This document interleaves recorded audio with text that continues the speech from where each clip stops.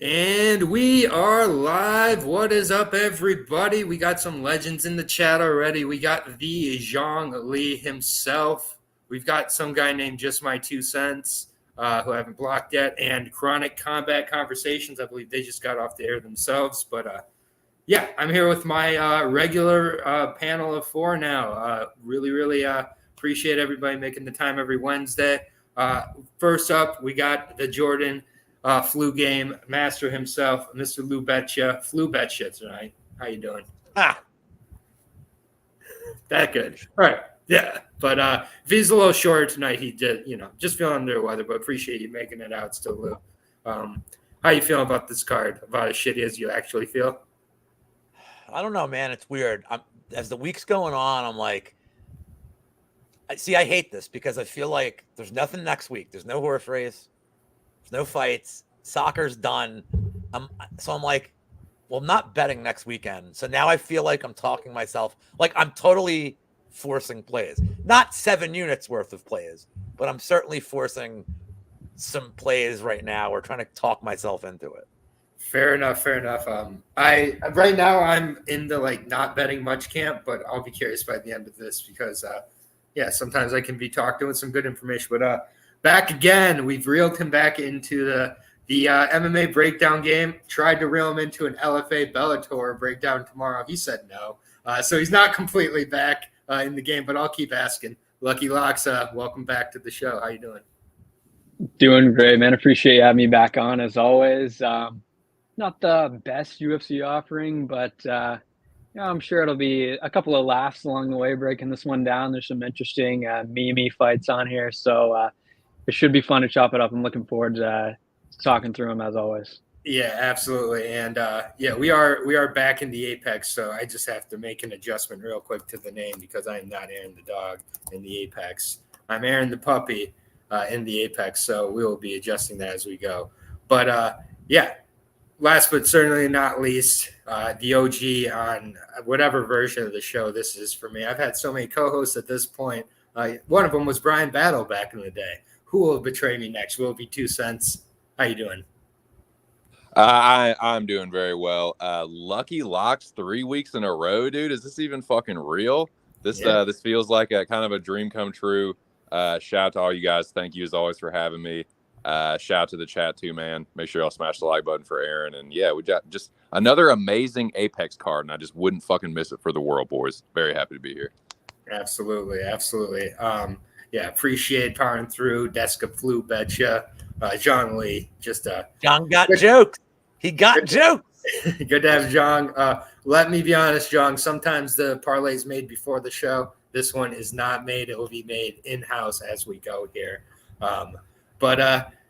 Definitely have Justin shouting out his favorite co-host, Bunny. Shout out to Bunny. If you were here for the Bunny days, I apologize for some of those breakdowns if they were just too technical for everybody. And then Monk making it into the chat. Got to do the show with Monk last week, and Lou, it was a pleasure. Monk is a gentleman of the game. We got double-digit viewers, so you're not here to just hear me talk about around the fights. You're hearing me talk about the fights like Emily Ducati and Vanessa Demopoulos, a fight that if it was on the LFA, I would decide to skip. But it's in the UFC because, we got to have some fights.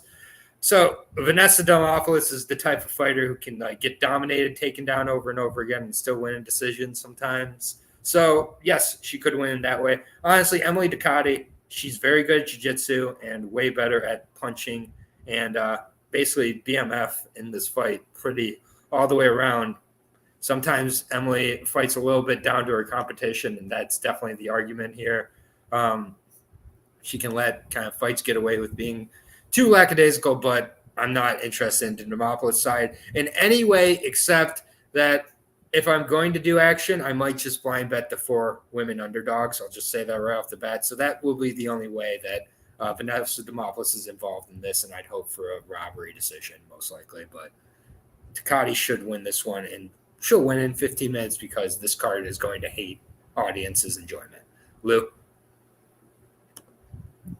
Yeah, I mean, so I don't really historically like betting over minus 300 women's favorites. But like, who are the people that have troubled Ducote? It's like Loopy and Angie Hill. Angie Hill landed or threw 182 strikes, had like a career fight, like absolutely looked like a title contender. And Loopy threw a ton of volume too. And that fight wasn't like a blowout. But Loopy is just kind of, when Loopy doesn't get stupid and go for takedowns and make fights dumb, she still has a pretty good, like, set on the feet. Boxing's good. She's strong. I think Ducote just maybe is probably a small level below those two at their tenure. The girls she crushed, I mean, Yoder, you know, I'm surprised she didn't finish Yoder, but Yoder's not very good. It's not really a hot take there. And then Jessica Penne, she was very close to finishing her in her debut. So, like, how do you beat her? You have to be somebody that likes to pressure her on the feet because her takedown defense is good. And Demo was just, her boxing's terrible. And look, this is going to be a common theme of this card. She's 35. I get it. Like, she started training a little more, like, maybe later in the game. But at this stage, we probably know what we're getting with Demopoulos. I don't expect her to be some, like, great boxer. I don't think she's going to be checking all the kicks. So, Ducote just probably pieces her up. Pretty clean 30-27. And Demo can't get her down. So it's probably 15 minutes on the feet of just one-way traffic here. Yeah, that's kind of what I figured. Man, Ashley Yoder is so bad. We'll talk about that later again. But this is an Ashley Yoder banging card here. 2 cents. Get that coin out. Well, I hate to disappoint you boys. This was going to be a coin flip fight, but I'm just going to save all that and keep it short and sweet. The pick is going to be Ducote. If you just have to bet this fight, I guess from a betting standpoint, it's like Demopoulos if you're going to make the straight play. Maybe like, I don't know if Ducote just like finishes her, so maybe like Ducote decision, but just fucking pass on it, man. Unless you're going to bet, like throw a flyer on Demo. Just, it's too greasy, like, but I'm not laying that chalk on Ducote. So yeah, Emily is the pick, but it was close, boys. It fits most of the criteria, but I just think Ducote's a little bit better everywhere, and I just want nothing to do with her money line. So unless Demopoulos catches her, yeah, I think she probably wins the decision. All right, Locks, you got a hot take on Demopoulos? Not really, guys. I don't have too much more to add. I mean, I think Ducote is horrible, but she should win. I think the price is terrible. I think it's like, it's dog or pass, but like it's pass. Like I'm not going to bet Demopoulos. You know, Ducote is just a lot more active standing. Demopoulos is definitely there to be hit. Seems like Ducote's more interested in like being in an actual cage fight than Demopoulos as well. So that comes into play. But yeah, I mean, I'm not. You know, you kind of nailed it. Like this looks like it should be on LFA, and even there, I wouldn't be betting on this. So is there any argument for a finish, like the finish being live here? Plus 325 for the under 2.5. I'm just looking for something. Like I'd be more interested in that than Demopoulos, honestly. I hear you. Yeah, so, but I'm trying to talk myself into this. This is like the type of fight that might not even make my $5 full card. Just like Hail Mary parlay, like dead ass. It's just not worth it. So, yeah, we'll move on. Minus 345 to Ducote. Some love coming on Demopoulos because people have gambling problems. All right, next fight at bantamweight here. We have Haley Alatang coming back, the Mongolian Knight taking on Clayton Rodriguez. My calf locks was on Steve. I've never written a ransom note. Steve's a fantastic member of the comment crew. Shout out to Flu Betya for bringing Steve along. That just seems like that definitely seems like a Lou. I can tell the ones who come from Lou. Unfortunately, they all have a certain insanity in common. Well, there was one that was giving us like all of Weezy's stats last week, I think it was, and that was awful. So I'm glad he didn't show back up. No offense to Weezy at all. But Haley Alatang, Clayton Rodriguez. I don't know if I'm unique in this way, but I don't really have a good read on Haley Alatang fights.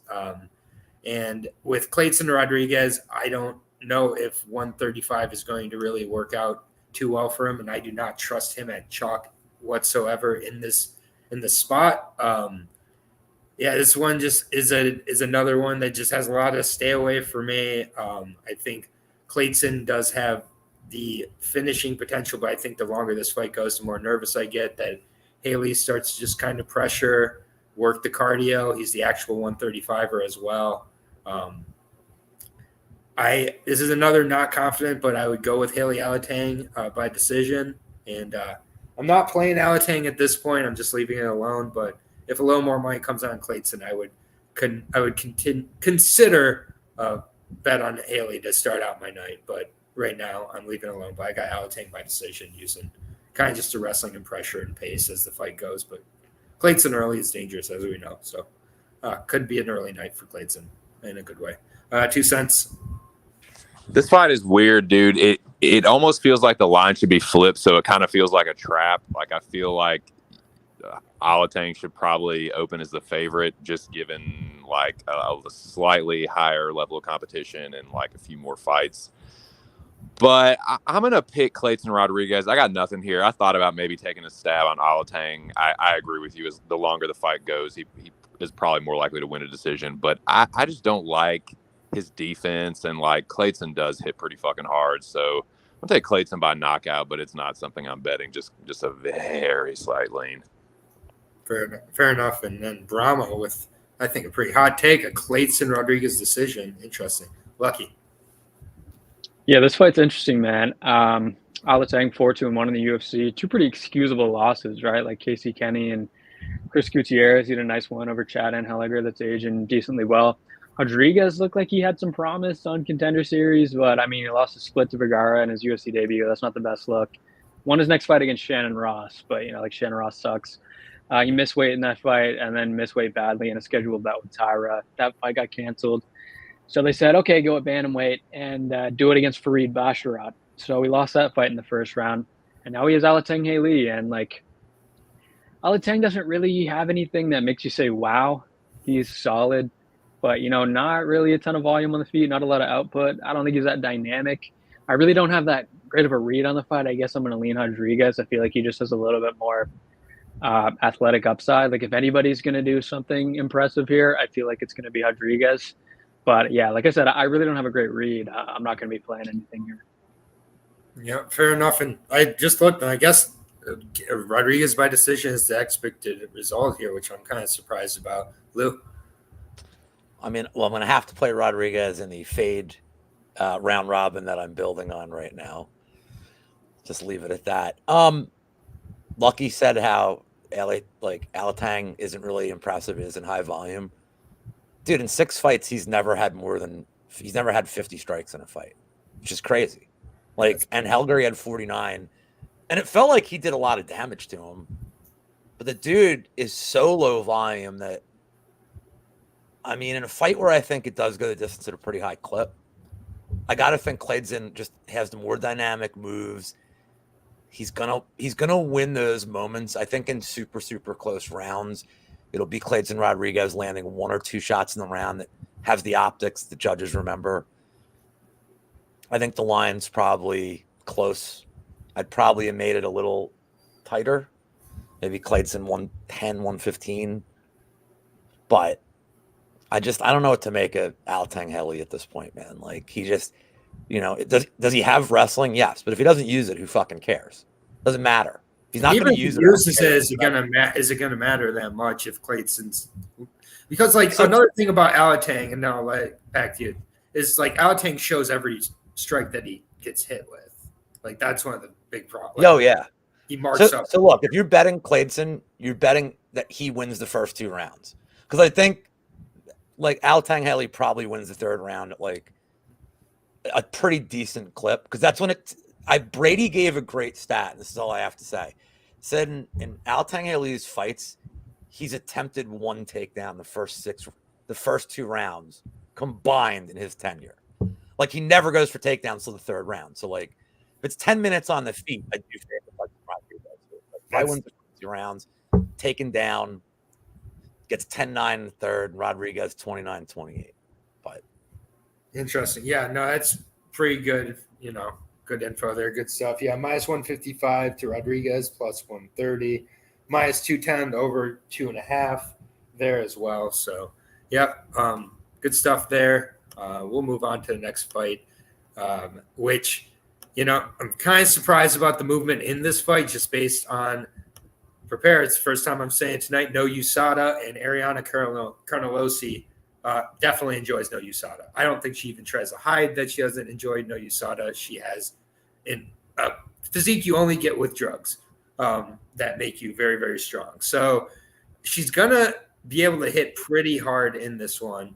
And Pereira Rodriguez, she's going to just kind of stand in the pocket and want to bet. Like, she's going to be there to be hit.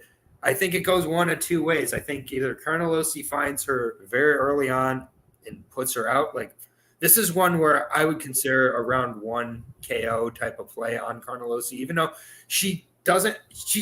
I think she could come into this fight looking better than she's looked based on some things I've seen. Or she gasses out and gets tired very early, gets kicked and run around by Pereira Rodriguez, and just like kind of gets frustrated to a decision where she's just kind of chasing the much quicker, more active fighter. This is in the apex. So you know what? We're going to go dog hunting here. And we're going to go with Ariana Carnelosi.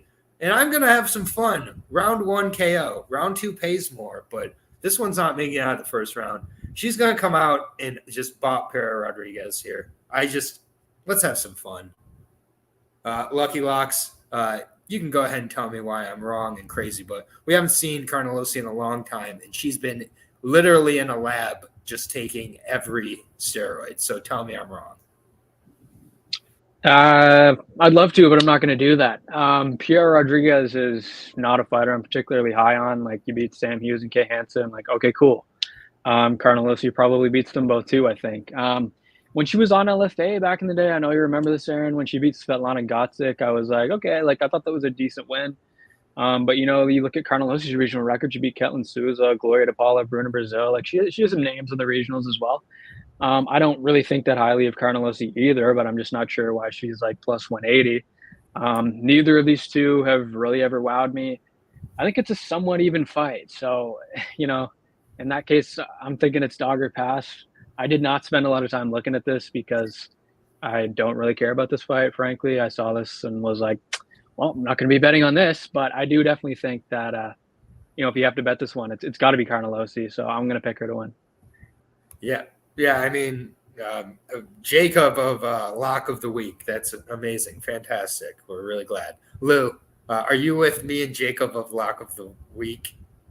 No, but I'm never betting this fight. If you got Pierre at like 140, 150 range, God bless you. Like, look, I know she's on every step. Like, I know allegedly, but also really that she's on all these drugs. But the problem is being on all the drugs she's been on and being a tank, she still has an 8% takedown defense. Like, she literally cannot stop a takedown. Her footwork's bad. Her hips are bad. Like, she immediately starts moving backwards and just flops. And at least Pierre Rodriguez, who I don't think is, like, I don't think her ceiling's high, but she seems pretty durable, and she's willing to go for takedowns. And Carnelosi can just be held down all the time. So, like, could Piera win? Like, what's funny is this could be one of those fights where Pierre Rodriguez might win 3-4 minutes of a round and not do a lot on the ground, and then Carnelosi lands like 2-3 shots. Yeah, some dinosaur punches and takes the round. But I kind of feel like, Monk's here, so I got to say it. Pierre's probably a pretty good DraftKings play. If the script plays out where she's just getting tons of control time and takedowns, she's probably decent here. Oh my God. I don't know how Carnelosi wins a decision. I think because she's a horrible minute winner. Mm-hmm. Could she win if this thing doesn't hit the ground? I still think Rodriguez is going to throw more volume. So she probably is finish dependent. Carnelosi's probably finish dependent. If you're playing the Carnelosi KO, I think it's a pretty absurd number. It's plus 750, plus 800. I don't really hate that if you want to play the Carn. I just think that's the only way she really wins this fight. Right. But I don't know, man. I can't bet Carnelosi Estela Nunez is really bad. And Aliang was like dominating until she did fucking stupid Aliang shit, which is So I always want to be open with my biases, and I was down in Jacksonville for the first COVID card. This was the first fight with her and Aliang. I will always have like the sound of that punch, because there was like not many people in the arena for that first, believe it or not, even for the first like sporting event after COVID, people still didn't care to see Liang and Arnold on the Carnelossi. But the sound of the thud when she connected on Liang, it was deafening. So I won't forget that. I did take Carnelossi out of the beginning of the John Lee because of Lou, but 2 cents, you can talk you back into it. No, don't let me do that. You made the switch, so I would just stick with it if I was you, brother. But Okay. I am only one man. So yeah, it does make me a little nervous that we're all in Carnelossi here. But yeah, this is pretty much my week. This is like my biggest spot of the week. Not Lou. Lou's not. Yeah. So yeah, like this is gonna be it here.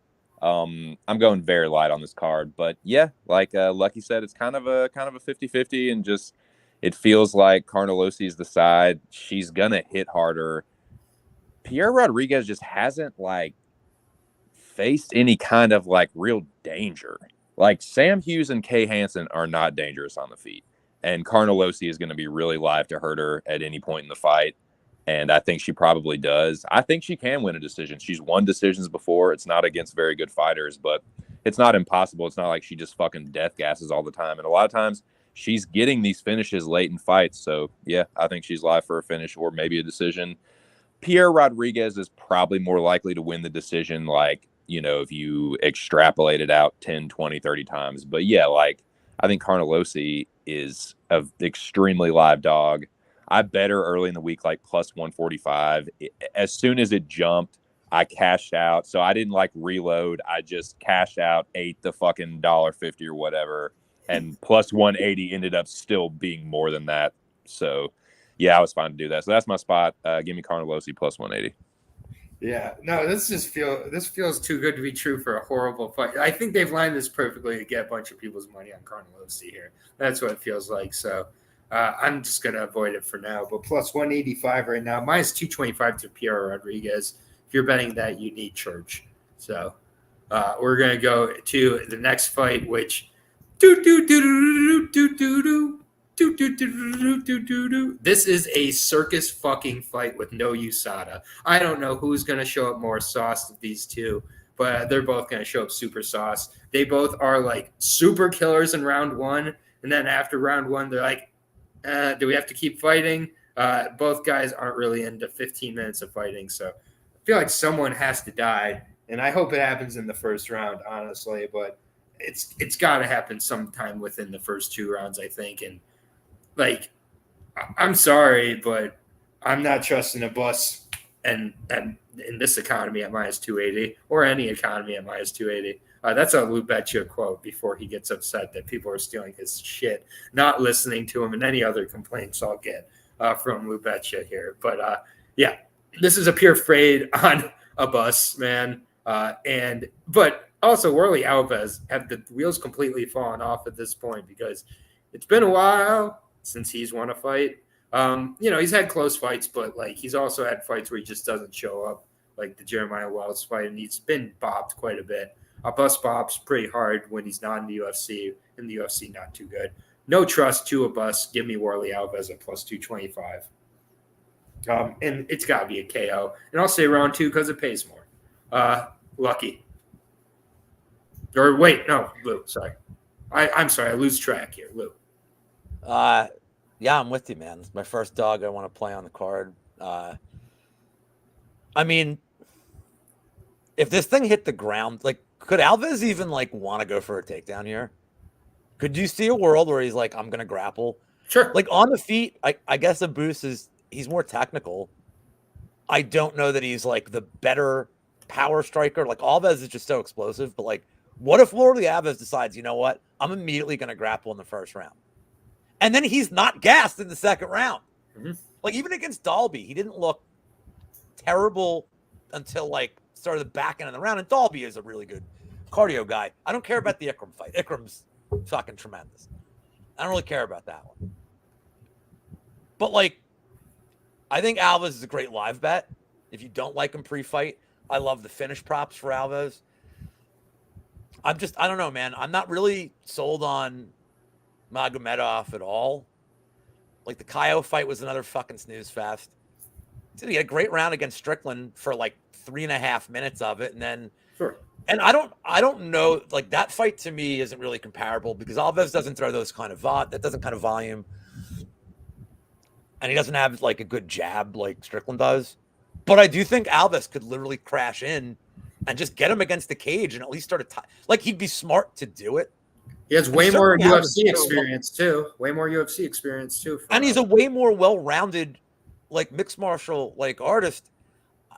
I mean, these odds to me are just, it's a system play. If you get two gas bags who are explosive, like I think you just have to take the dog based on that. But the grappling element for Alves here could be super interesting. Yeah, I like that angle a lot. And if he does go that angle, I think it pairs up well with the over 1.5 play of Gregory. And that round 2 looks pretty good at that point. Yeah, so that's really, I think, a pretty sharp take on that. 2 cents, how you feel about this fight? I don't like this fight. This is one I hope falls off. Oh, come on. This is a circus fight. I know, right? Crazy hot take. Give me Abus here, man. I just, something's got to give here, boys. It's either Abus loses 3 in a row or Worley loses 4 in a row. I think Worley is has more UFC experience, but I think he's also more of a proven fucking fraud. Like, I get the line. I totally get, he's live for a finish, but I think if anybody's getting knocked out, it's Worley. I don't think he takes a big punch very well. I do think Abus, he fucking gasses out, but so does Worley Alves. So I don't know that, Alves is necessarily going to be the guy to fucking punish him for it if he starts to, fade away. But it's not something I'm super confident on. Just fucking pass here, boys. This is so greasy, I don't know, man. Give me Abus by knockout, but please fall away. All right. Well, Lucky, what's your thoughts on this one? Yeah, I'm kind of with 2 cents. I think, there's a lot of flack you can give Abus for his past performances. You say he has bad cardio. You say he doesn't dig deep. You can call him a can crusher. One thing you can't say is that he can't crush those cans. And I think at this point, Worley Alves is kind of looking like one of those cans. Strickland knocked out Magomedov in round 2.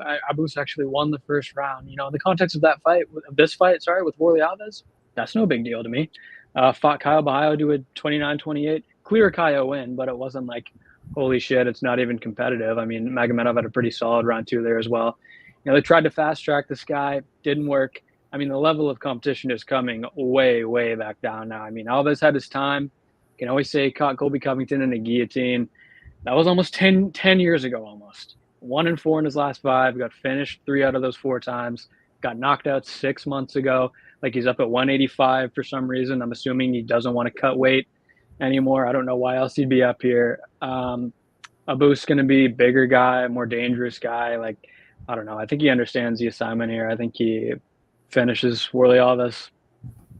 Yeah, the 185 is a very good point also. So definitely didn't point that out. But yeah, plus 225 on Worley, minus 280 on the Abus side. The over 1.5 at plus 110 definitely has my interest though. So that could definitely get a shot by fight night, but should be interesting to say the least. Not sure if it will be good.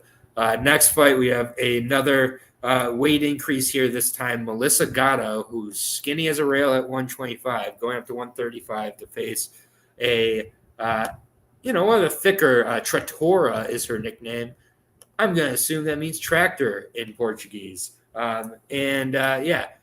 She's not very skilled is the issue with Tamaris, but she is very physical. She can vertically grapple with the best of them. Horizontally grappling would not be wise here against Melissa Gatto. Melissa Gatto, coming off of 2 straight losses, been kind of separated apart here. Lost to Ariana Lipsky 10 months ago by decision, and then lost to Tracy Cortez again, where she can't kind of get the grappling going on her end. She does struggle here, and it is an unknown coming up to 135, facing a much bigger, less skilled opponent, but more physical in Tamaris here. So I don't want anything to do with it. Again, I might bet all 4 women dogs here and just hope I get 2 of them. And depending on which 2, it could be a decent profit. But I mean, Melissa Gatto should get this done, but I don't know what she looks like against the bigger fighter. I don't know if she can even get the submission, and this could just be a really gross, close decision. And Tamara's ending in split wouldn't surprise me here with this fight, basically. So 2 cents. It's the coin coming out for this one. I'll take Gatto by decision, but never bang this.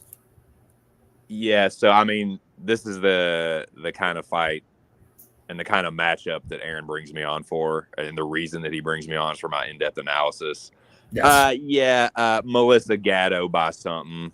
Pass. Thanks. All right, Lucky Locks. That was good. Good breakdown your best tonight. Yeah, this line, like when I first saw this line at the beginning of the week, I was like kind of surprised. Not because I'm like, oh, Vidal's pretty live. I was just surprised that they like already had it at minus 450. I would be cautious laying like minus 3xx on Gatto or whatever it's at now. I mean, I don't really think she's like that good. I feel like she does get a little bit more praise than she's kind of earned thus far. But whereas I'm not sure if Gatto's that good, I know Chimiras Vidal is not that good. I mean, just like on the eye test, Gatto just looks so much better than her in basically every arena. Wins over Carol Hosa, Sajara Eubanks versus like a win over Ramona Pasquale. It's just apples to oranges, really, in that comparison. I mean, yes, Gatto should win this one. I am not interested really in betting it, but I do think she's going to win. Vidal did have a win over Eileen Perez that's available on YouTube. Fantastic. Stop. Yes, indeed. In someone's garage on trash bags. I was gonna say, is that the one where they have like the interconnecting like mat pieces? They're like fighting in a pool on like a inner tube, and she kicked her in the fucking vagina like 13 times, and they're like, "All right, we gotta stop this shit." Classic fight. Go check it out, Lou. I just wanted to show off that I watch tapes. So. First things first, got to look at the scales here. Got to see what Gatto looks like on Friday at 135. That's number one. The Gatto if she wins by sub. If this thing's on the feet and Vidal's like, just fuck that, I'm just going to stay on the feet, I don't know how Gatto ever looks minus 400 in this spot. I also have a rule that I don't like laying big chalk on people that just like being guard pullers and not really... she's not like the Cortez thing. She ended up with 3 takedowns, but you go watch that fight and it's like, these were takedowns that were like transitions on the ground. Like Cortez, like these weren't like blast doubles. This was like Cortez is getting up and like, as she's getting up, like Gatto's already got her arms around her, dumps her down. So this isn't like her executing some master wrestling plan. And other than that fight, she seems content to be like, all right, I'm going to play on the bottom. And now, I don't want to say I look at Tamiris Vidal and think she has great fight IQ. Like, I don't want to think that. But if she keeps it on the feet, I just think it's at least closer than the odds suggest. So, no interest in ever betting Vidal. I know Gatto just hasn't won by decision in since her debut or whatever. But I kind of think if Vidal just stays on the feet, Gatto could maybe win like a striking-based decision. Maybe she does get takedowns like late, but really got to see what she looks like at 135. I mean, I don't know that Gatto is going to be way stronger than Vidal here at all. Oh, she won't. I don't think she is. So if she's not stronger and she struggles with the physicality, how does she cover minus 400? I think unless like Vidal's like, fuck it, I'll go to the ground. Or if she like somehow sneaks around to the back from like. I mean, I've never seen Vidal willingly want to just play around on the ground for long periods of time. She just wants to stand strike. Yeah. If this is 15 minutes of striking, Vidal solo. She's totally live. Over somebody moving up in weight that's not just big and physical, I don't see why not. But at the same time, do I want to tell like my kids and my kids' kids and Lucky's kids that I had a bet on Tamiris Vidal? No. I would prefer I had a reputation for only betting ball shots and not Tamiris Vidal's. What about my kids? What about my Jewish kids? I would tell them. Tell them the truth, Lou. You know what they would say? Good value. You got good value, which is fair. Good deal, which is fair. Grandpa, you got such great value there. That's how you wave a towel. Yeah. So we're through these first 3 women's fights. I was considering blind betting the women dogs so far. I'm not been talked out of it through these first 3 women dogs. It does feel like this is, to quote Lou, my system play for this week is I'm just going to play all the women dogs here and hope 2 of them hit because, I'm not convinced either. So I'll pay a couple dollars to see it. Minus 345 on Gatto right now, plus 275 on Tamaris. We've got some sharp money coming in on Tamaris Vidal. So congratulations, you're on that side. But next fight here, this fight could be awesome or it could be not so good. I don't really know. Omar Saia, people really seem to like him against Tricoli here. Taking on Tuco Tokos here also from the road to the UFC, got knocked out pretty cleanly as a minus 800 favorite. He shouldn't have ever been a minus 800 favorite. That was a mistake, but he's a pretty decent fighter, and he's gone on to the regional scene. He's won 3 fights against Cans. Honestly, his last fight was against Myron Denise with Fury, ended with an arm injury. I give Tuco's credit here. I'm not confident he's at the UFC level. He's obviously going to have to, with Omar, try to make this guy dirty, get it into the grappling, and, work the jiu-jitsu side of this on the feet. I don't think it's particularly wise of Tuco here. Tuco can definitely do that here. Would not surprise me if Omar Saia gets the word of the week last week was fraud checked. Omar Saia might get fraud checked. I don't want really anything to do with this. Tuco, trains with a lot of good guys down in Florida as well. And I mean, he was on the doorstep of this, so he does belong kind of at this level. And Omar Saia, he's, we don't know. Is he, a kind of a proven commodity yet? Not at all. And I'm going to be kind of interested to see how he responds here. I don't want anything to really do with this fight, so I'm leaving it alone. But if I had to pick, why not? I'll go with Tuco here and surprise him, gets a submission, but not confident at all. So, Locks, what's your thoughts on this one? Yeah, it seems like Omar Saia is a pretty highly touted prospect from France, making his UFC debut here. Kind of had a merry-go-round of opponents, Bellato, then Tricoli. Now Tacos gets picked up on basically a week's notice. I mean, I don't love the quick weight cut that he's going to need to do. I'm not super high on the viability of his UFC career going forward.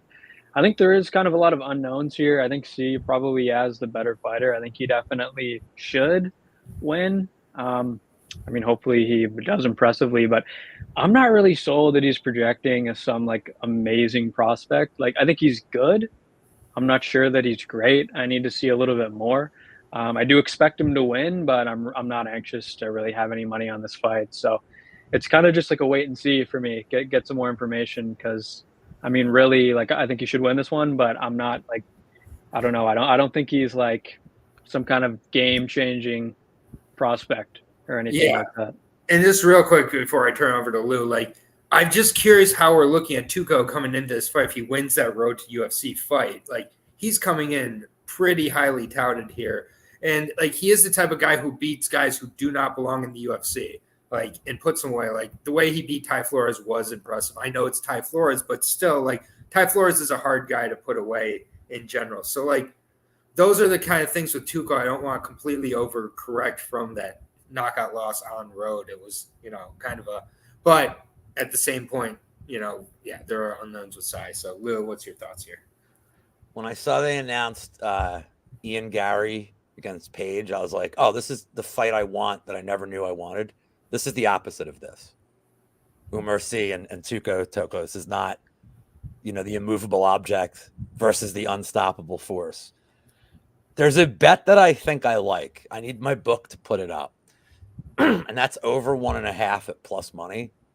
And I realize if you look at their Tapology stats, it's a lot of round 1 finishes, especially on the Tuco side. But what's Omar Saia's game plan going to be here? He grapples every first round he's in. He's probably going to be grappling, get him against the cage. It's not like he throws a ton of volume on the ground either. I feel like if he wins, it's probably decision or he just gets a late finish because Tuco is fucking gassed. Mhm. But I kind of think this fight ends up just being a total snooze fest of clinching and ground control, and that's what we get. And how many times have we seen like a highly touted heavyweight come in and suck and be like boring as shit? Like, it's all about just getting that first W. And if he knows he can just take them down and just eat up the clock, I think the over one, I think fight starts round 2. If they give me close to even money, I'd probably rather play that. Just hope the Tuco holds on for 5 minutes. But yeah, I think this thing goes longer than the odds makers do. Umar C is just going to grapple until Tuco's had enough. But yeah, I don't know. That's about. I would play the over more than I would play a side here. Okay, interesting. I think the grappling will be more for Tokos if anybody takes it, but size is going to be the bigger guy here. 2 cents. My take is a combination of both lucky and loose takes. I think I want nothing to do with it. I think that Umar C is going to win, and I think it is going to be snoozer of the night. I think he's just going to secure the victory and maybe get a late finish. All right, fair enough. Fair enough. Yeah, we'll move on to the next fight here. Tom Nolan, Victor Martinez. I mean, Tom Nolan's almost a minus 500 favorite here against Victor Martinez. And coming off of his first fight in the UFC, less than impressed against Nicholas Mata. Leaves his head directly on that center line. Good hammer.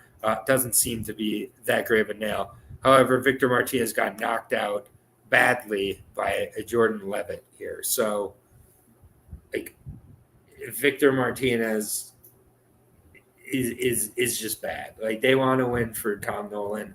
Tom Nolan is getting a win, and he's getting it most likely in the first round early on. There's just a huge reach disadvantage, skill disadvantage, and durability, I think, is on the side of Tom Nolan, even though he got popped by Mata. Mata hits about 10 times harder than Victor Martinez ever will. And Victor Martinez does not belong here. So I'm surprised Victor doesn't have more titles on his shoulder in his Tapology picture, because he's kind of on that skill level where he should have about 8 random titles. But Tom Nolan, round 1 KO, square of square plays, and I'm not playing it in any century. So yeah, just want nothing to do with it. I don't even know who I'm on. Lucky at this point. Who is it? Lou? Go. Lou. Who? Lou. I will be betting Nolan round 1 KO. It's plus 135. It's terrible fucking odds, but this is the get right spot. They like this guy a lot. I always think that, like, when you come in as a hype train and you get KO'd, I think it's like a good humbling experience. Like, I don't think Martinez is better than these fucking regional guys that Nolan was really facing. I don't like his chin. I don't like his punches are terrible. He offers no threat of anything here. And I think Nolan just probably within like a minute. So it's square. I just don't really care. This is the get right spot. We've seen debut stunts before. I just think Nolan goes. I don't think Martinez has any finishing equity here either. But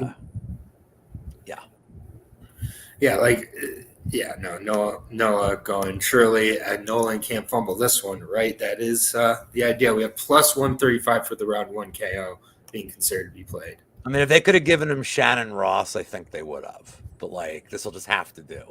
Yeah, it's as close as we're going to get to Shannon Ross. Victor Martinez is terrible. 2 cents. This guy the first round. Do you have Victor Martinez? Dude, what Lou said is the only way to play it. It's really the only way to get any kind of fucking plus money. The UFC is setting Brick Martinez's head up on a fucking T-ball stick for fucking Tom Nolan to just crush over the fence of the fucking Little League park. So, yeah, Nolan by knockout first round. All right. Lucky. What's your thoughts on this banger of a matchup here? Yeah, I mean, I feel like I got stuff to say, but you guys pretty much covered it. I think Tom Nolan wins in round 1.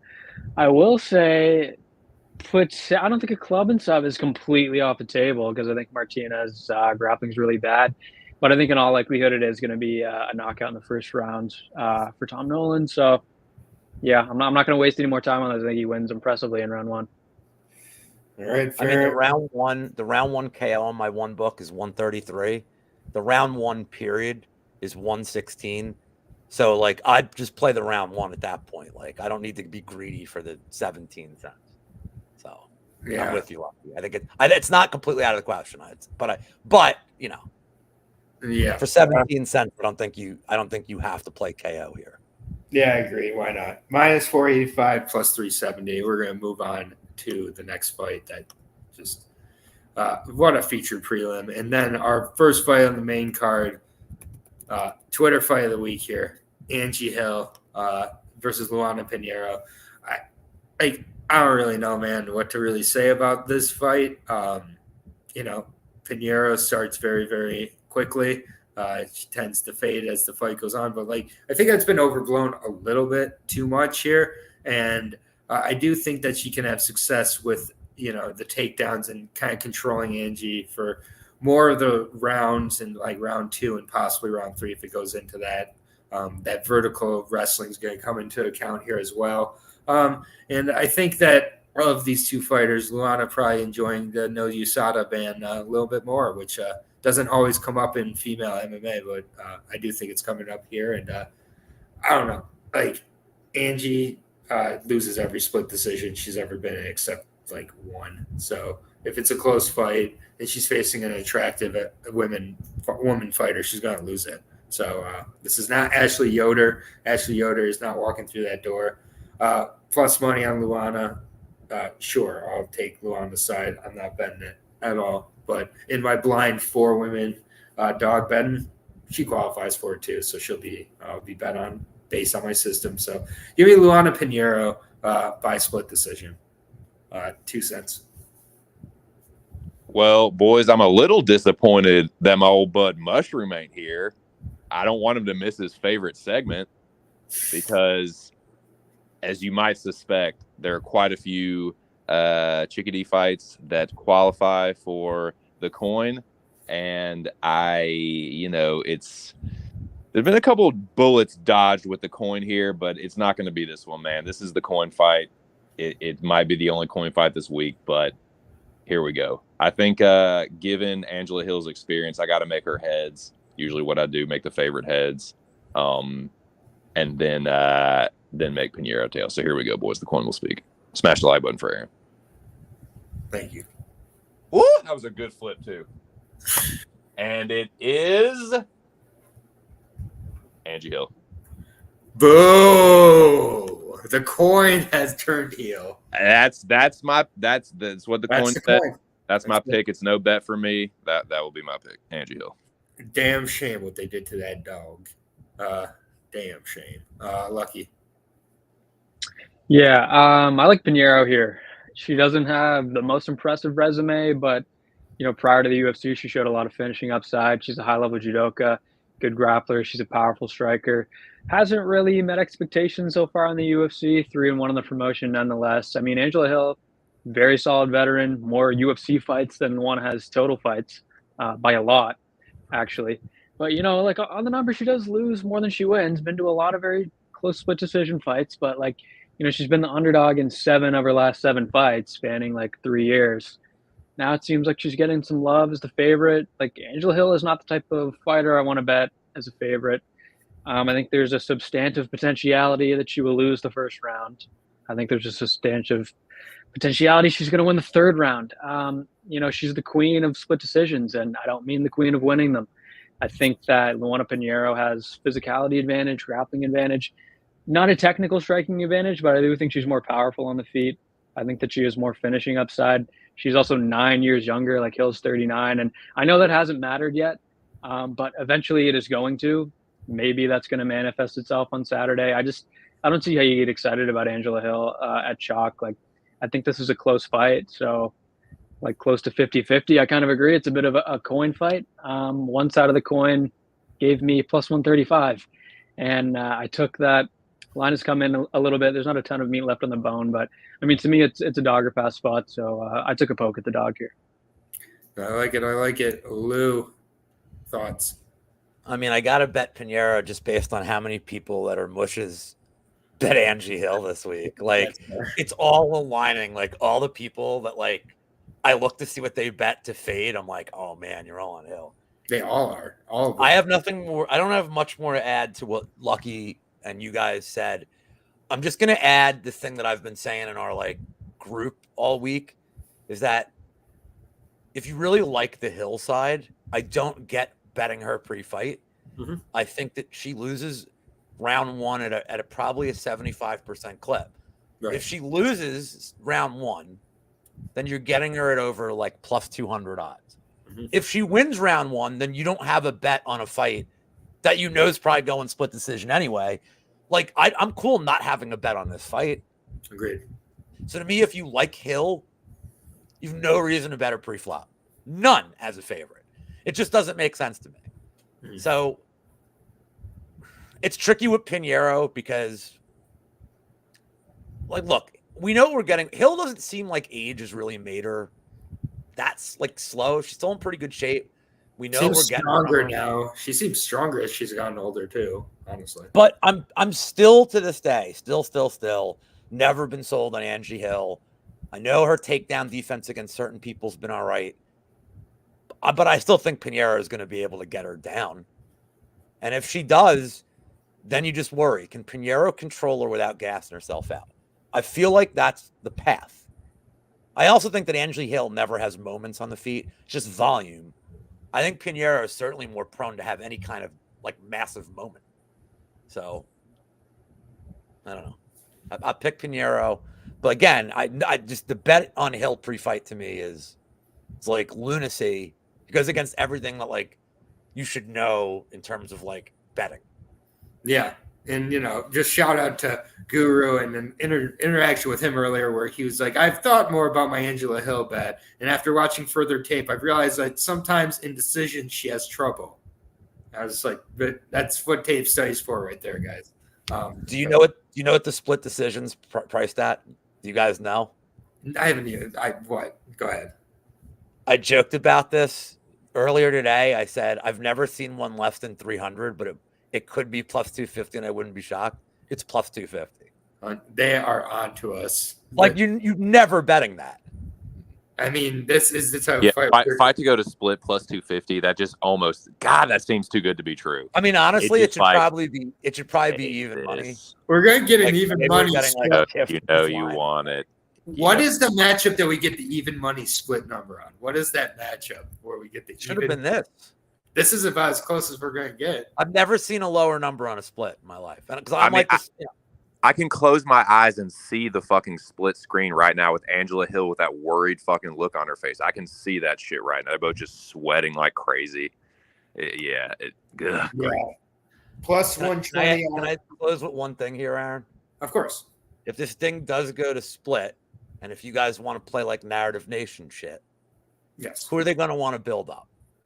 40-year-old Angie Hill or not 40-year-old Angie Hill? Not 40. The answer is always not Angie. Well, keep this in mind too. This is Vegas too, so the home crowd is the books and the bookies. So it's who do the bookies want or need at that point more? Maybe. Well, according to Twitter, every single person bet Angie Hill, even though the line ain't moving. Yes. Well, that's Twitter bets in a nutshell. Plus 120 to Lana, minus 140 to Angie Hill to start out that main card right. And we're just getting better because we got the bantamweight debut in the UFC for Vinicius Salvador, who might be the worst fighter in the UFC now that his running mate Shannon Ross is out of the UFC. I lost a lot of money betting Shannon Ross against Vinicius Salvador on the Contender Series. A lot. This was the surest. Like, I had Shannon Ross parlays going into the weekend. I was like, this Vinicius Salvador guy is terrible. Terrible, Kenny. Terrible. And I still think Vinicius Salvador is terrible. Backs up to the cage and just gets absolutely controlled. Somehow hasn't been finished in these two fights, but he has just got negative IQ. His haircut is atrocious. They really are playing just like Giannis. We need you to get right, dog. We really liked what was going on there for a minute. Well, we learned how to say your name, and then you stopped being good at fighting. I don't know what's going on. He doesn't like distance strikers at all.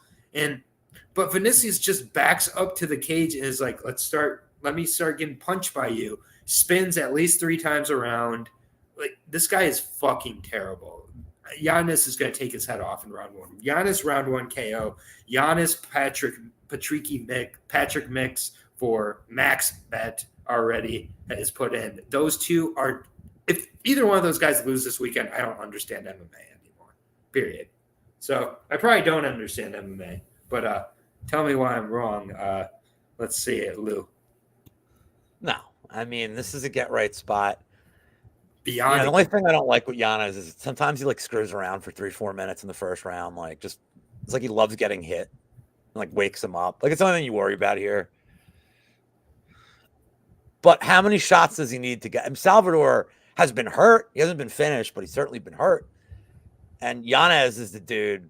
I mean, say what you want about Font finishing him and Martinez working the legs, but Giannis' boxing is still really, really good. And Salvador's striking defense is abhorrent.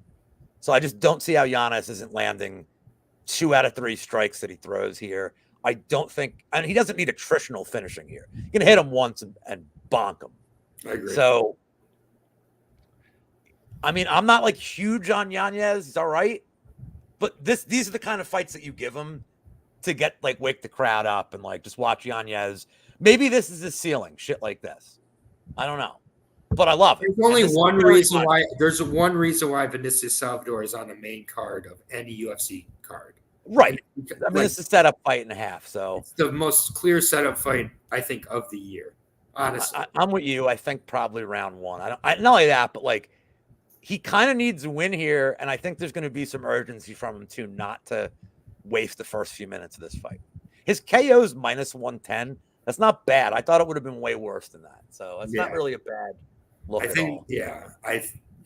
This is just one where if Adrian loses this, they need to cut him before he gets to the back. And his round 1-2, if you just want to play the first 2 rounds, that's plus 110. So if you want, that's a good way to get at least a little bit of plus money on it. This thing hits the 3rd round, it's like, the fuck were you doing, dude? Yeah, I agree. No, this fight to not start round 3, I would be willing to play too. So 2 cents.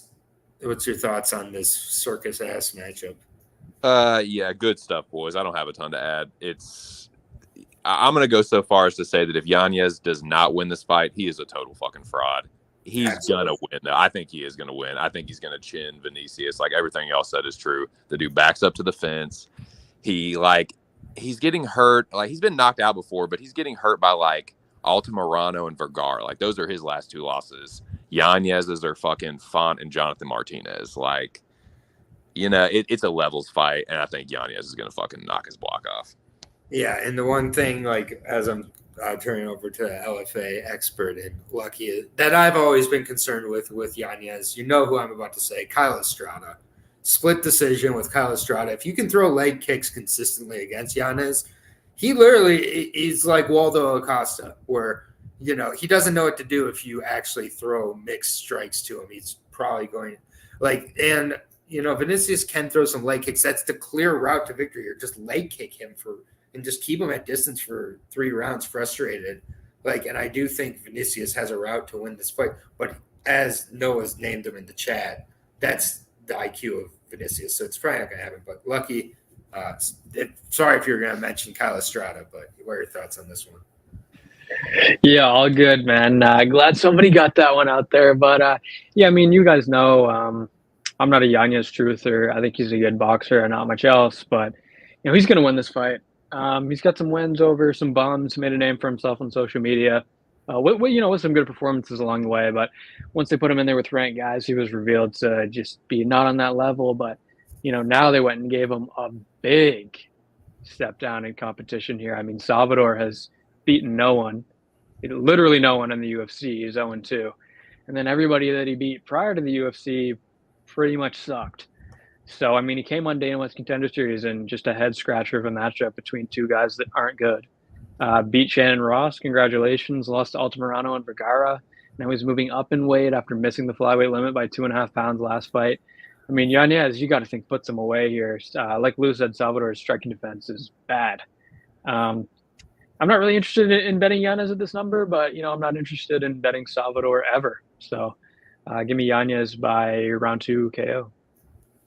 Yeah, I mean, this is truly one where it's like I don't want to overdo it with him. Obviously, Yanni is here, but yeah, he's just got to get this done. It's moved up to minus 395 on this podcast, so it keeps climbing up into that number that's getting worse and worse. You have plus 300 for Salvador right now, and like I'm telling you, like I would not be shocked. I would be shocked.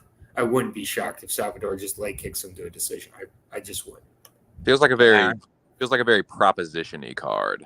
A little like methods and rounds kind of deal. Sorry, Luke. No, it's just you're just gonna have to go with the Zhongli and just ride it from there. I think that's what we do. Aaron, there will be no Acosta slander in my presence. As okay. They're like, don't fucking say it, Lou. Don't pick Acosta. And I'm like, I got to pick him. You well done. Despania was in the Zhongli. Shame on my. I wasn't. That's the best when people are booing the third round. And I'm just sitting there like, I love it. It's tremendous. Loving that, dude. That was the only thing I hit last week. That would be me with Jalton Almeida by decision against Derek Lewis. It was the best fight of the year for me. I was having a ball. Shout out to me and Jack Attack, who both got that at like plus 2,000 odds. I think Jack Attack got like plus 3,600 or something on it. I got a paltry like plus 1,800 on it. But yeah, round decision by Jalton Almeida, poetry.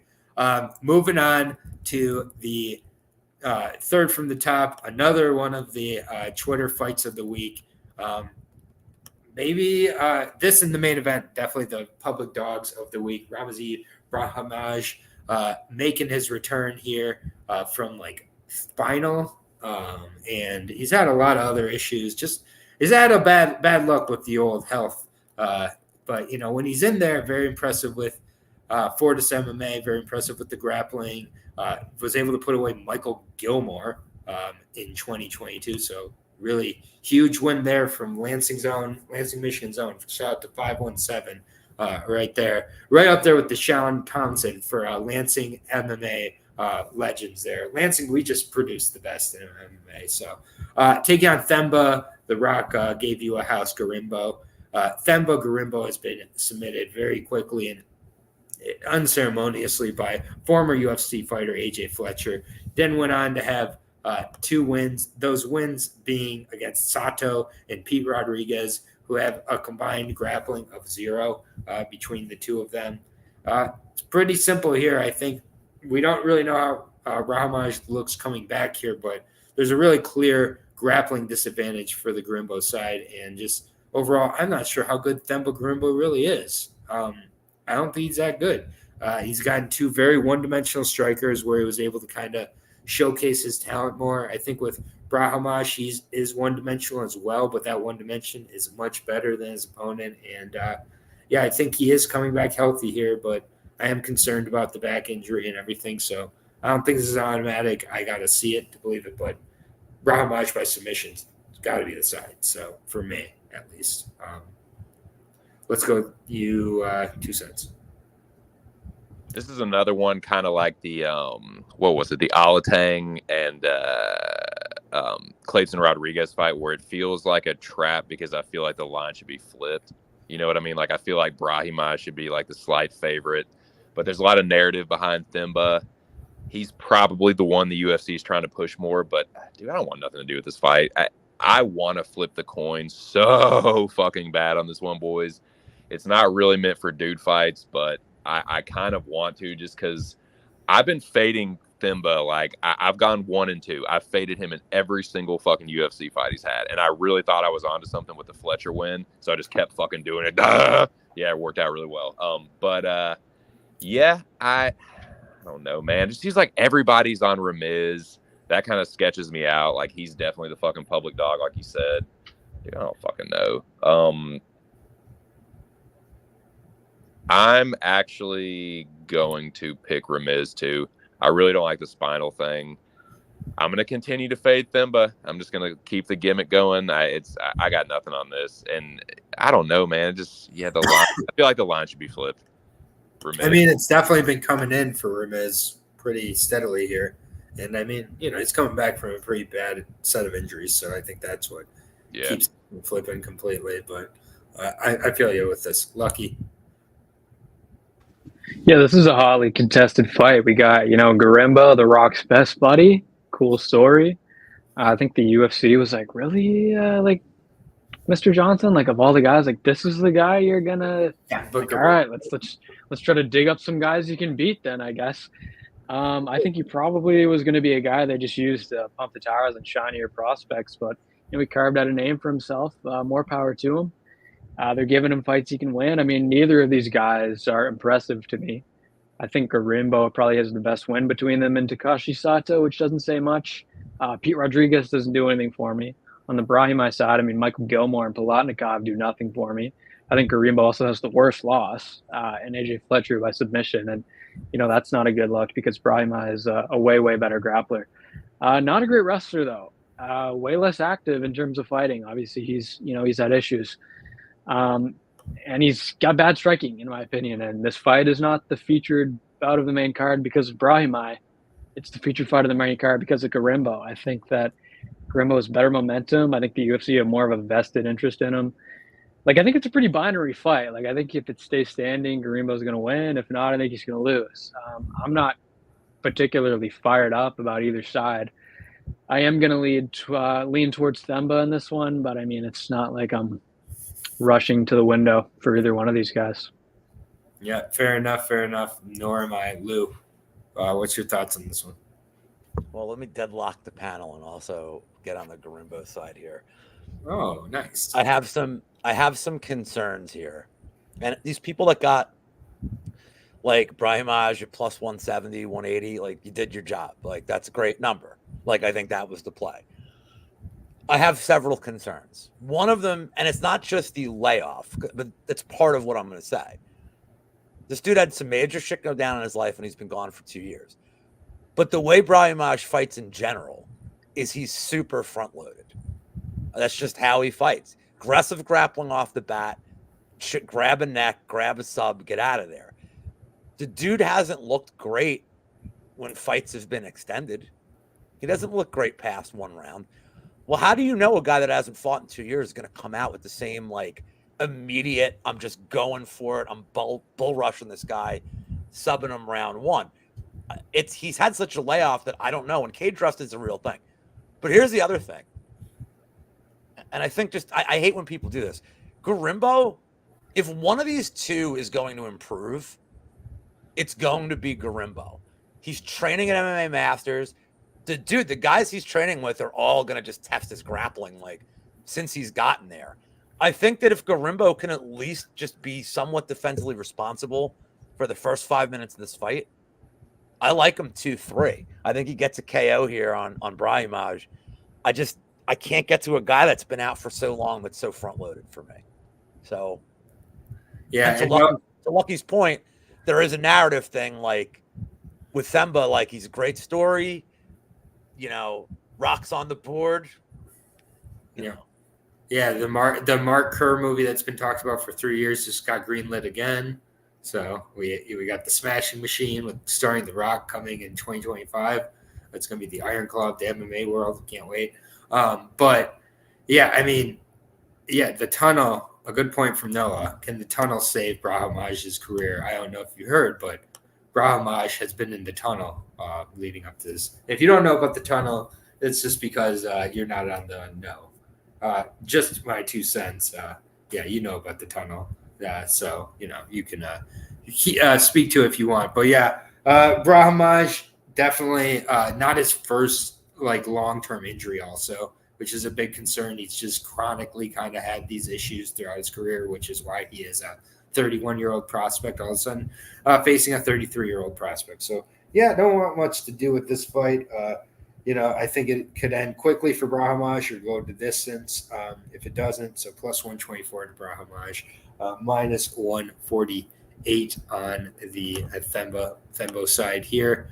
Co-main event time. I think this and the main event are the two best, most closely contested fights on the card. Highest quality fights as well.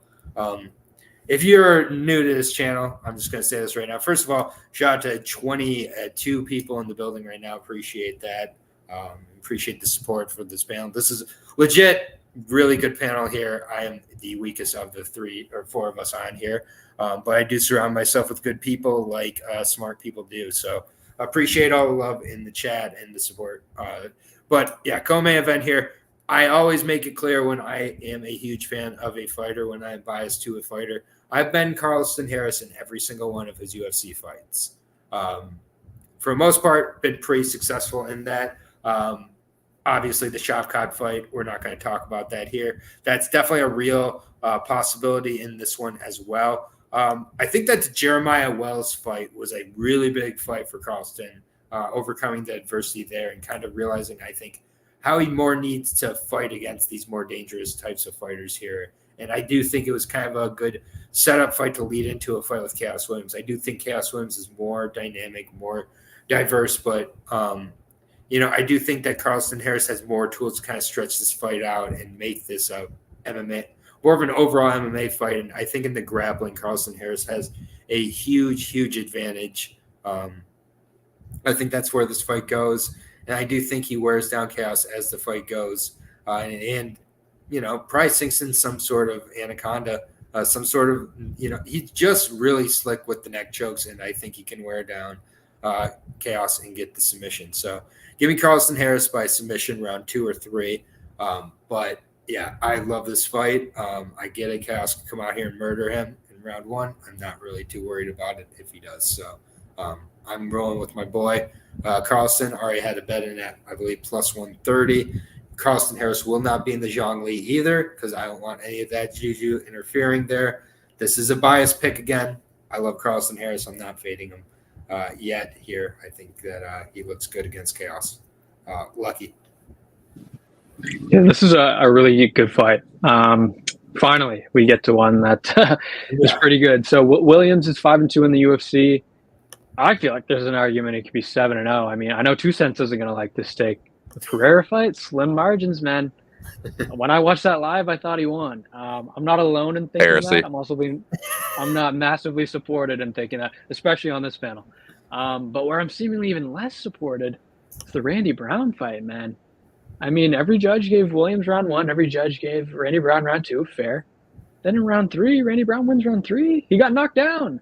The most significant strike of the whole fight. I mean, I don't know. I don't agree with that from a consistency standpoint. But anyway, now that I've got that therapy session out of the way, there is probably a chance that he could have lost the last one. That was also very, very slim margins to Bedoya. But Williams, kind of the name of the game with him, he's got massive power. I'm always going to love him for cashing me a knockout ticket against Razak Al Hassan in 30 seconds. Like, that KO was scary, man. That was a crazy knockout. One of my favorite ones of the last 5 or so years. It's a fun one to watch back. Harris, also a very good fighter. Another guy that I like. He's 4-1 in the promotion. The only loss is Shavkat. Wins, not the best, but he's a guy that I've always considered to be a high-level guy. He's a very good grappler, very good getting to those anaconda and Darce positions. 2 submissions, 1 KO, and 3 wins, so 75% finish rate in the promotion. And when I first looked at this fight on paper, I was thinking Carlston Harris, probably the side. The more I investigated it, I think I'm leaning slightly Chaos Williams here. A little bit younger. I think he's, more powerful, explosive, a little better in the striking, maybe a little bit more durable. And the way that Jeremiah Wells was kind of able to have his way with Harris for 2 rounds off physicality kind of played a role in swaying me. And obviously there's a grappling pedigree. There's a difference there between Wells and Chaos Williams. I'm not saying Chaos Williams is going to do that, but I do think Chaos Williams is one of these physical guys, man, that can kind of impose himself at 36 for Carlston Harris. I'm thinking maybe he's waning a little bit, in that aspect of his fighting. I mean, Jared Gooden also outstruck Harris at distance. So I do think it's too bad we didn't get him into the UFC earlier, even considering how well he's done, because he has done very well, 4-1. But I don't want to bet this fight because I really think it's a close one. I'm going to slightly lean Chaos Williams here. Yeah, definitely fair. And Brahma bringing up the over as good value there, and I don't disagree at all there. I think that's a real sharp play. Really appreciate Brahma being in the chat lately. It's been really good. Lou. Yeah, I'm with Brahma, man. I also really like the over here, and not just because of the fade, but these guys are pretty durable. I mean, again, like you guys said, like I can remove the Shavkat demolition from Harris's record. Like, he's shown good durability. He's shown good fight IQ. He's shown he knows when to go to the grappling. That'll be the big question here. Is he going to have success getting Williams down? I think if he gets on top, if he gets him down, he's going to be able to hold him down and he's going to be able to sap his cardio. But Williams is super strong. His takedown defense doesn't look horrible, but it's not really been tested. And I don't know if Harris is the guy who's going to proactively just spam takedowns here. I agree. I think Chaos probably has the optics early, and then as the fight goes on, I think Harris gets his way back in. I know I like fight goes, but I have to bet Harris round 3 sub at plus 2,000. Yeah, I just feel like I have to make this play at this point. Like, maybe he needs a Hail Mary. I mean, he did against Wells, and he was unconscious in 1 second. So it doesn't take him much. But yeah, I don't think I'm going to get to a side as a bet. But Harris absolutely wrestles. I wouldn't call him like, but he's not like a proactive, like he's not going for like 10 takedowns a fight. No, but he's going to have to engage in the grappling here and become much more. Yeah, but and he's shown. I mean, it's in his skill set for sure. I don't think he's going to be out of his way. He had a lot against Gooden. The Shavkat one, like obviously he didn't want any part of that. And the Wells fight, he got to the ground. He wasn't credited with a takedown, but like he did get in the grappling like realm there. So I think it's good. I don't think he's not like legendary. No, but I don't know that Chaos Williams is great. Like, we'll see. We don't really know. So I'm picking Harris to win. Probably a super close decision. But I just want to watch it. And I'm probably going to bet the over here. Yeah, over at least 2.5 at plus 140. I mean, even like fight starts round 3 is plus 100. Like, I don't need to be greedy there either. Like, yeah, I do like the overs here. Yeah, I like that a lot. Agreed. Yeah, and then 2 cents that we get to you. I'm sorry. No, I don't have a ton to say about it. I did bet Harris, but I bet him inside the distance, of course. But his plus 240, I just didn't like his money line. I considered betting it, and as I was waiting for it, it just kept like closing in. I was like, nah, I'm good on that. I didn't really want to bet it at plus 114. I'm definitely not going to fucking bet it plus 110. I don't know, man. I'm already having a little buyer's remorse, but I do feel like he can sub or knock out Chaos. And like, he has been tough, but I mean, dude, other than like Pereira, maybe Randy Brown, like I think Harris is probably the most dangerous dude he's fought. Right. He hits pretty fucking hard. Like, he's a very dangerous grappler. Like, I think if he hits Chaos, I mean, but the other thing is Chaos has gotten like 0 fucking takedowns in the UFC, I believe. So I think it's probably going to take place on the feet unless one of them gets hurt. And I'm kind of worried that like Harris could get knocked out if he tries to be a tough guy with Williams. But yeah, I think there's a chance that Harris could finish him. I mean, it's how many times, like, I've said it myself too. It's like, just because a dude hasn't been knocked out or subbed, like, there's a fucking first time for everything. And he's been fighting a lot of decisionators and just dudes that are kind of fraudulent. And like, yeah, I mean, dude, I'm a Pereira stan boy, but that was a close fight for sure. But yeah, I don't know if he won the Bedoya fight either. So I don't know, man. Like, yeah, give me Harris plus 240 inside the distance, but greasy. Good fight though. Good yeah, no, I respect it. Like, again, I got Harris at plus 114. So I don't know where that plus 130 number came from in my imagination, but that's not real. But yeah, plus 110 now, minus 130 to Williams. Again, Harris is not in the Zhongli because I don't like getting my favorite fighters into the Zhongli if I can avoid it. Even though on this card, I would have liked to include him, honestly. All right, main event time. Edson Barboza versus Lerrone Murphy. Lerrone Murphy, obviously undefeated. He's had some very close fights in the UFC. He's had some kind of boring fights at times. The Coolabao fight did what he had to do, just kind of grappled, had a split decision against Gabriel Santos, which obviously is a big kind of red flag coming into a fight like this. With Edson, there's no USADA involved here. He is getting caught more as he's getting older here, though. The chin definitely is a bit of an issue for me here, even with Sadiq Youssef. There's some real close moments there, and then seeing how bad Sadiq Youssef looked in the following fight. I get Diego Lopez is the next thing, but still, just kind of some concerns there with how Sadiq Youssef did look there. And with Lerrone Murphy, it's just like, I have kind of seen this kind of narrative discussed a lot this week. He's the Leon Edwards of, this featherweight division, and he's just kind of been unimpressive but still winning a lot, and then he's going to raise his level as he gets higher. For me, I'm not really buying it here. I don't think he's got that dog and that killer instinct that Edson Barboza does have. And I do think Barboza's been there, done that. No USADA, 1,000,000%. No USADA subscriber here in Edson Barboza too. I don't know. I think Lerrone has avoided being exposed several times here, and I think there's a few fights he's lost that he has won.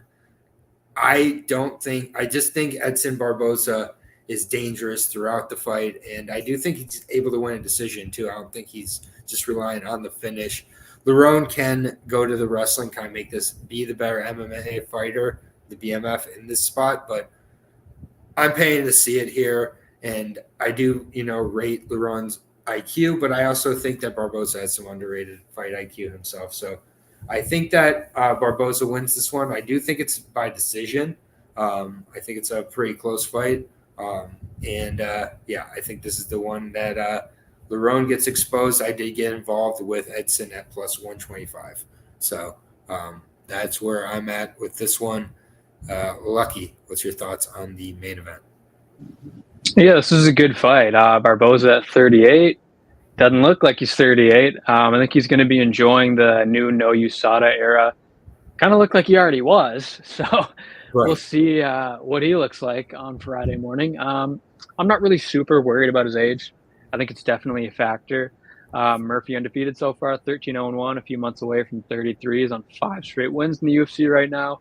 Barboza coming up 2 very good wins, Quarantillo and Youssef. Kind of rejuvenated his career. I mean, this was a guy that people thought was kind of in the twilight of his fighting days.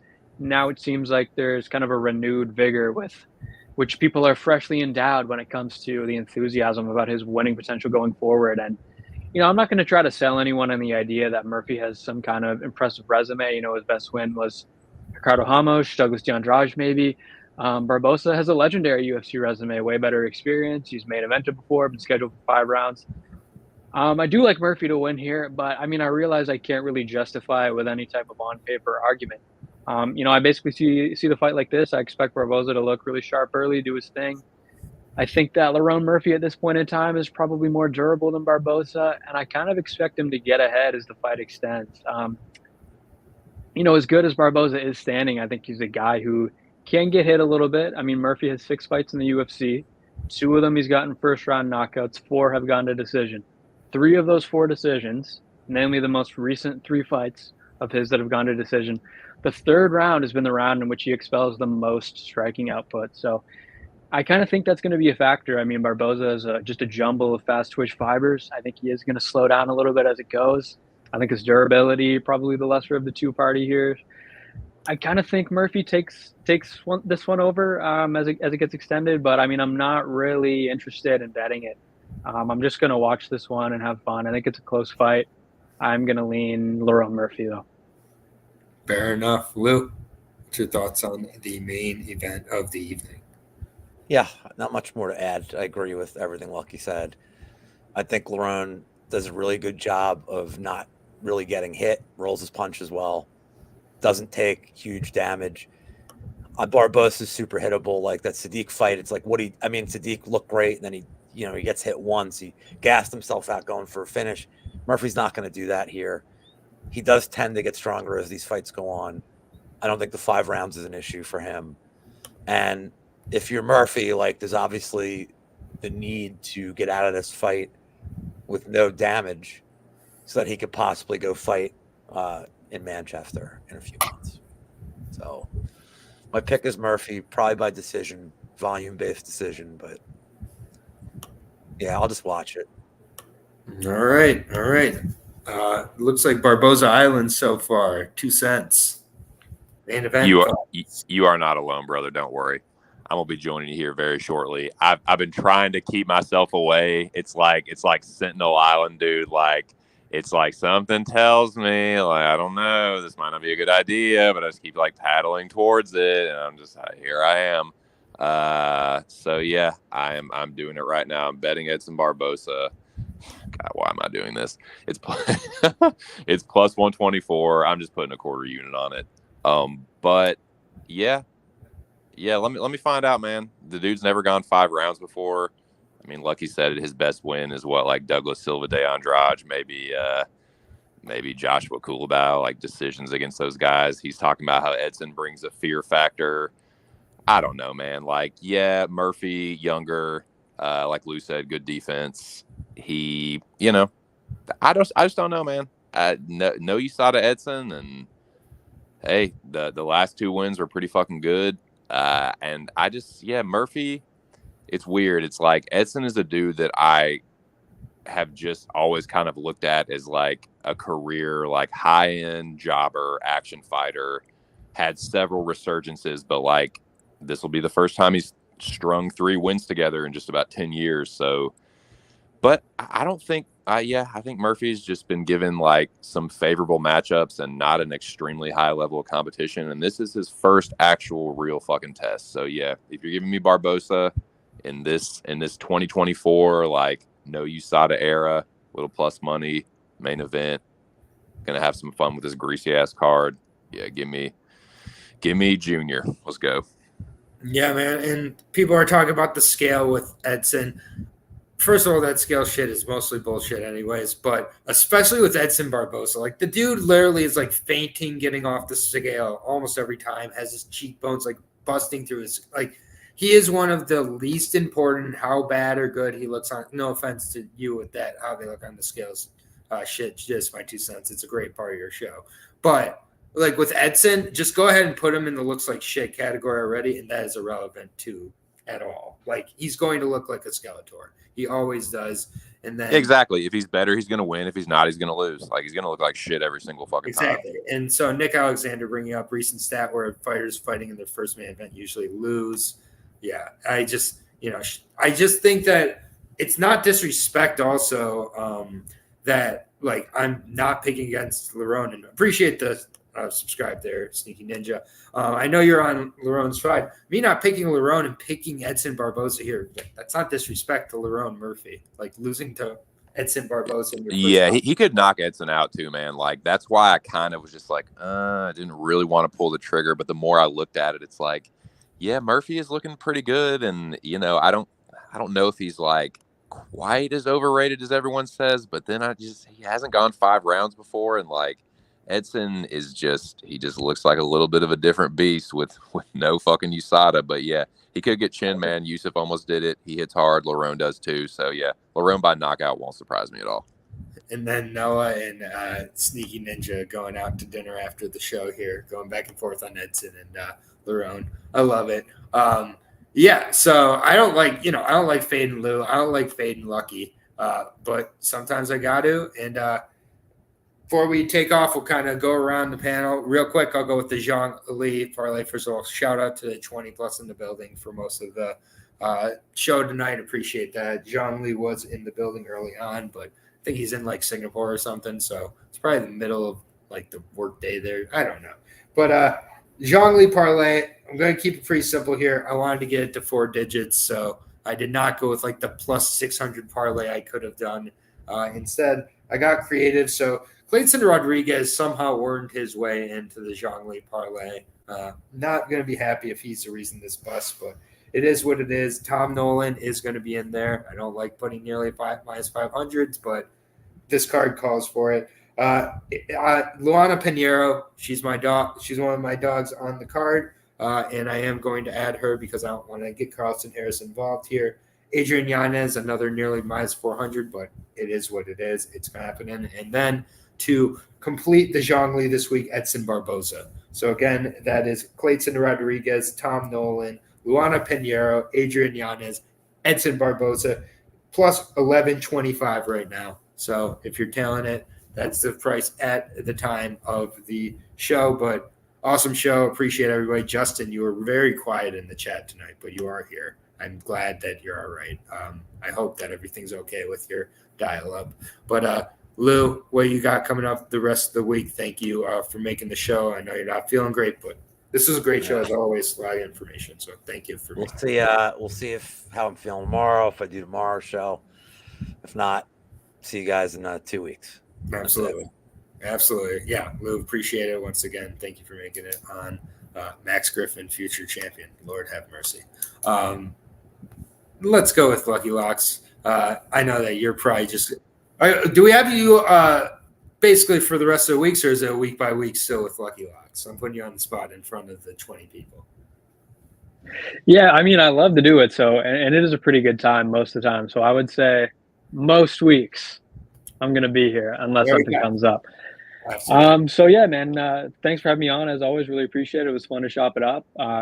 Fun to, have a couple of laughs about some of the more interesting fights on this card. And, it's not the best thing ever, but, let's enjoy it because we got a break week coming up and we do have 2 really good fights in the co-main and main. So, let's all have fun on Saturday. That's all I got to say. Absolutely. And real quick before I turn it over to you 2 cents, I will be covering the LFA main card and Bellator on a little, probably quick, about 30 to 40 minute breakdown live tomorrow afternoon around 4 or 5 o'clock. So if you want to check out that, put on the notification bell when I go live. I'll go through the LFA main card, Bellator. Maybe I'll even dip into the road to UFC while I'm at it. So just kind of be a jumbled, quick breakdown show where I'll give my leans on those fights. So check that out tomorrow. And then we got a little break, but we'll be back in a couple weeks on Wednesday. Thank you. Shout out to Justin. Shout out to Nick, everybody. 2 cents. What you got coming up the rest of the week? Well, first of all, as always, sir, thank you for having me. Definitely be getting blessed with all the consecutive Lucky Locks appearances on these shows, man. So good shit there. Lou, as always, is a pleasure. Shout out to all you guys and best of luck to you. And same to everyone in the chat. Make sure y'all smash the like button for Aaron.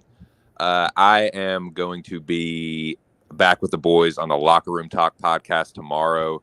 So with Mills and Billy and Big Show. Got another episode of that, and I believe we're going to start doing it as a show. So I don't want to speak out of turn, but I think it's actually going to be like a YouTube stream tomorrow. I think we're going to be starting that. So check that out on Pub Sports Radio, and then I will be doing my pre-games on my channel Saturday, and then I will be back at the pub Saturday night or evening, whatever, covering the fights. So that's where you can find me. But thanks again, man.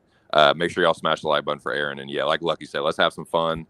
Try and make some money. And yeah, dude, thanks again. Kick ass, y'all. Yep. Well said. Well said. And everybody enjoy the fight. Enjoy the LFA, Bellator, Road to UFC before our break going into next week. But thank you, Lou. Thank you, Lucky Locks. Thank you, just my 2 cents. And thank you, chat. We are out and we'll see you in a couple weeks. Peace out, everybody. Take care.